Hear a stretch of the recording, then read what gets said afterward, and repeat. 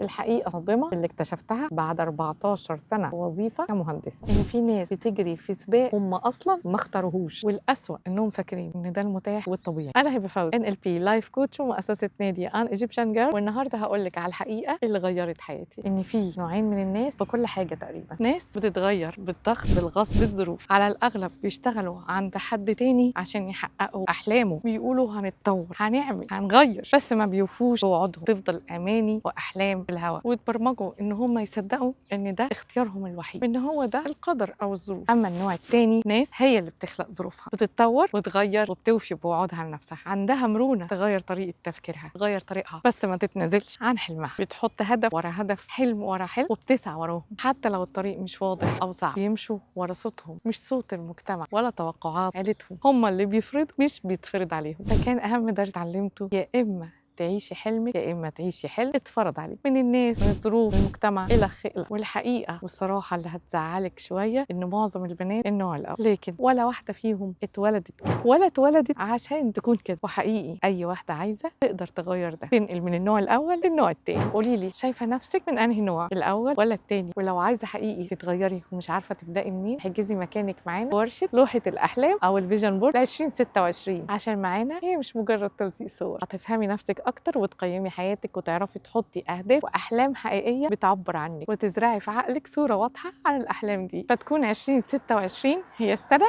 اللي بدات فيها تسعي ورا احلامك زي. ودلوقتي عليها عرض البينك فرايداي، اكتبي لي 2026 وهنبعت لك التفاصيل وبس خلاص.